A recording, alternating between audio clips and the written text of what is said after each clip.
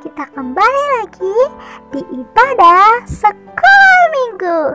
Di mana lagi kalau bukan di Generasi Dauti. Ibadah sekolah minggu segera dimulai. Teman-teman, ayo ambil Alkitabnya. Duduknya rapi.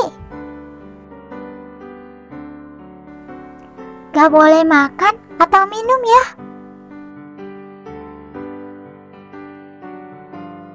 Gak boleh ngomong-ngomong. Gak boleh jalan-jalan. Kita harus hormat kepada Tuhan. Selamat mengikuti ibadah. Halo adik-adik, kita bertemu lagi di ibadah sekolah minggu di YouTube Generasi Dauti. Apa kabarnya adik-adik semua? Kiranya kita semua dalam keadaan baik ya. Kita bersyukur untuk anugerah Tuhan yang terus-menerus memelihara hidup kita sehingga kita bisa terus mendengarkan firman Tuhan. Hari ini sebelum mendengarkan firman Tuhan, mari kita memuji Tuhan dengan pujian Aku berubah, sungguh ku berubah.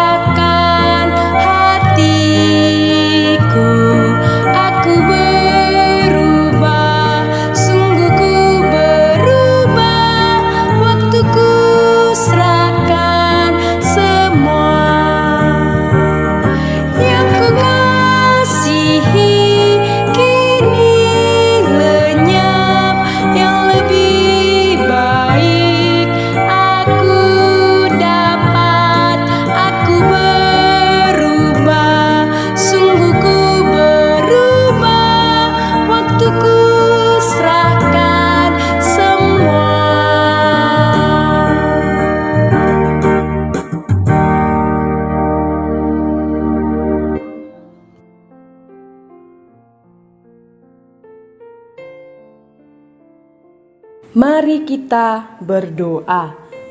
Tuhan Yesus yang baik, kami sungguh bersyukur untuk kasih Tuhan yang terus memimpin kami sampai hari ini. Kami bersyukur bisa memuji Tuhan dan akan mendengarkan firman-Mu hari ini. Tolonglah kami supaya kami dapat mengerti firman-Mu dan percaya kepadamu. Di dalam nama Tuhan Yesus kami bersyukur dan berdoa. Amin.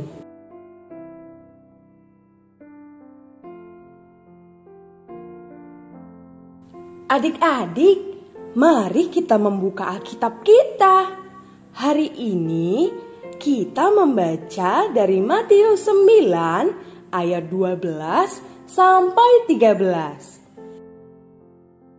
Yesus mendengarnya dan berkata, "Bukan orang sehat yang memerlukan tabib, tetapi orang sakit. Jadi pergilah dan pelajarilah arti firman ini. Yang kukehendaki ialah belas kasihan dan bukan persembahan, karena aku datang bukan untuk memanggil orang benar, melainkan orang berdosa.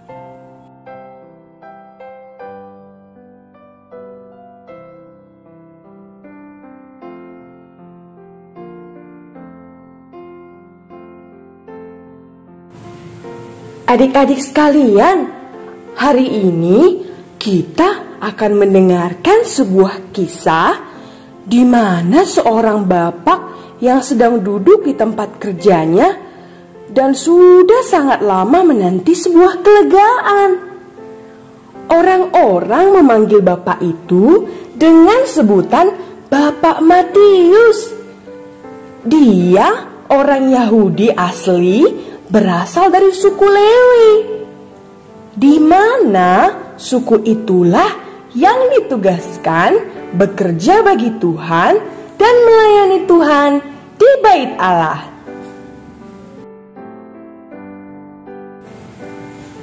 Tetapi Bapak Matius saat itu tidak bekerja di rumah Tuhan, melainkan bekerja di sebuah kantor pemungut pajak.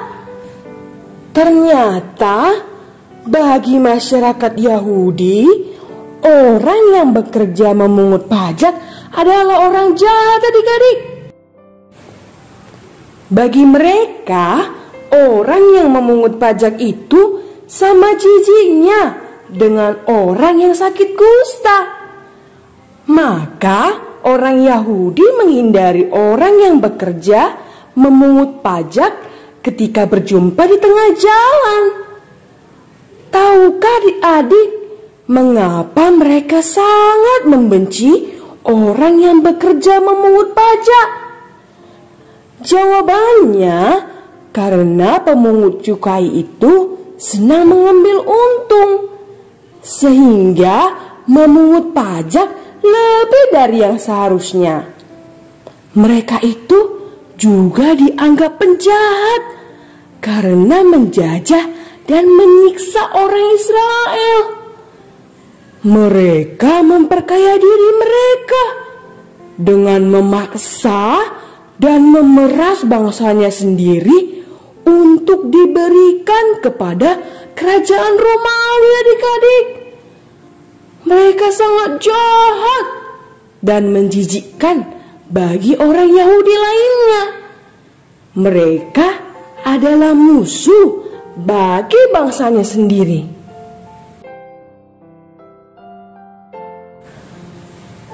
Adik-adik, dapatkah kamu merasakan apa yang dirasakan oleh Bapak Matius ini?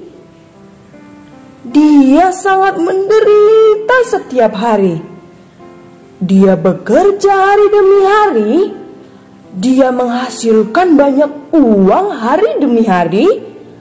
Tetapi setiap hari hatinya menjerit dan menangis, mengharapkan penerimaan dari orang lain, mengharapkan sambutan hangat dari orang lain. Tetapi harapannya bagaikan sesuatu yang mustahil bagi dirinya sendiri, karena ia tidak mampu keluar dari siksaan itu apabila dengan kekuatannya sendiri. Bapak Matius tidak memiliki kekuatan untuk keluar dari kejahatannya dan kemungkinan dengan seluruh pertimbangannya. Tetapi suatu hari, seorang dari bangsa Yahudi bukan hanya tidak menghindarinya, tetapi datang menjumpainya secara pribadi di kantor kerjanya. Apa? Seorang dari bangsa Yahudi datang menjumpainya. Siapakah dia? Adik-adik, ada satu orang yang datang menjumpai Bapak Matius ketika Bapak Matius duduk di kantornya. Dia adalah Yesus Kristus. Yesus Kristus adalah satu-satunya orang yang tidak pernah melakukan kesalahan dan kejahatan. Meskipun begitu, ia tidak menolak Bapak Matius si penjahat ini, dan justru ia datang menjumpainya dan berkata dengan lembut kepadanya, "Ikutlah aku." Adik-adik, perkataan Yesus ini membuat Bapak Matius melihat sebuah harapan perubahan dalam hidupnya. Perkataan Yesus yang didengarkannya itu membuka seluruh pemikirannya bahwa masih ada yang melihat dan mendengar ceritanya. Perkataan Yesus ini membuat dia menyadari bahwa satu-satunya cara untuk perubahan itu adalah keluar dari pekerjaan pemungut cukainya, yaitu dari kehidupannya yang jahat dan kotor, dan mulai mengikuti Tuhan Yesus yang sudah memanggilnya saat itu. Perkataan Yesus yang didengarkannya itu memberi sebuah kekuatan untuk berdiri dan melangkah serta mengikut Tuhan Yesus. Itulah sebabnya setelah Yesus berkata demikian, Bapak Matius langsung berdiri, meninggalkan kantornya dan mengikut Tuhan Yesus. Wah, Bapak Matius sangat senang karena akhirnya ia bisa keluar dari kejahatannya. Bapak Matius makan bersama dengan Yesus di rumahnya dan banyak pemungut cukai lainnya di sana. Perubahan yang dialami Bapak Matius itu bukan karena dirinya dan kekuatannya, melainkan hanya karena kehadiran Yesus yang memanggil dia keluar. Melihat hal itu, orang-orang Farisi mempersoalkannya. Tetapi Yesus menjawab dengan lembut, adik-adik. Bukan orang sehat memerlukan tabib, tetapi orang sakit. Jadi pergilah dan pelajarilah arti firman ini. Yang kukehendaki ialah belas kasihan dan bukan persembahan. Karena aku datang bukan untuk memanggil orang benar, melainkan orang berdosa. Nah adik-adik, dari cerita Bapak Matius ini kita bisa belajar bahwa kita semua ini seperti Bapak Matius yang adalah orang berdosa. Karena semua manusia sudah berdosa, adik-adik. Hanya Yesus Kristuslah yang tidak berdosa. Mungkin adik-adik pernah merasakan ditolak, dibenci oleh orang lain, tetapi ada satu pribadi yang tidak pernah menolak. Bahkan dia datang dari surga ke bumi ini untuk menjumpai kamu dan kita semua. Perkataannya telah disampaikan kepada kita bahwa Tuhan Yesus datang untuk orang berdosa, supaya orang berdosa berbalik dan bertobat. Maukah adik-adik merasakan kebahagiaan dan kelegaan seperti yang dirasakan Bapak Matius setelah berjumpa dengan Yesus Kristus? Hari ini Tuhan berkata kepada kita bahwa Tuhan Yesus datang untuk kita yang adalah orang berdosa. Ketika kita mendengar dan menerima perkataannya, maka kita akan memperoleh pengertian yang menuntun kita percaya sungguh dan merasakan perubahan yang sesungguhnya. Jawabannya hanya di dalam Yesus Kristus.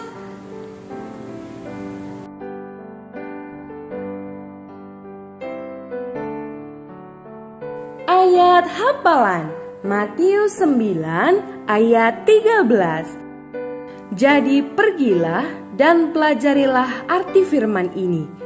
Yang ku kehendaki ialah belas kasihan dan bukan persembahan. Karena aku datang bukan untuk memanggil orang benar, melainkan orang berdosa. Ayat hafalan Matius 9 ayat 13. Jadi pergilah dan pelajarilah arti firman ini. Yang ku kehendaki ialah belas kasihan dan bukan persembahan. Karena aku datang bukan untuk memanggil orang benar, melainkan orang berdosa.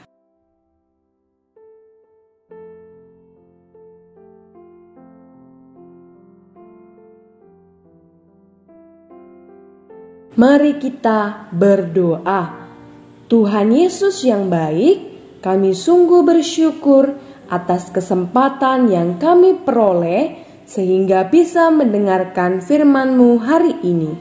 Kami berdoa kiranya kami juga boleh merasakan kebahagiaan seperti yang dirasakan Bapak Matius karena percaya kepadamu.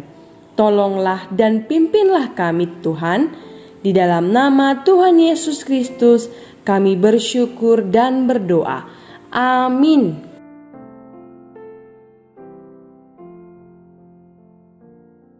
Mari kita memuji Tuhan, kasih Allah amat besar.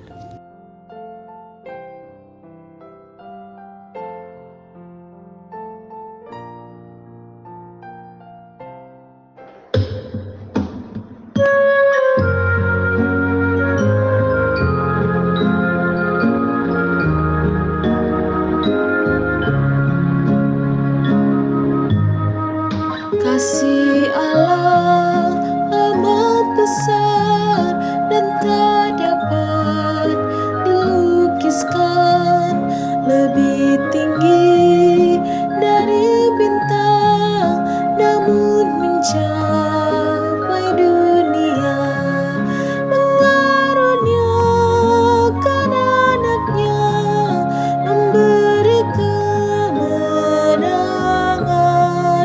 mendamaikan dan mengampuni orang-orang berdosa. Kasih-Nya tak terduga, betapa kayanya, tetap dinyanyikan malam dan saleh-salehnya.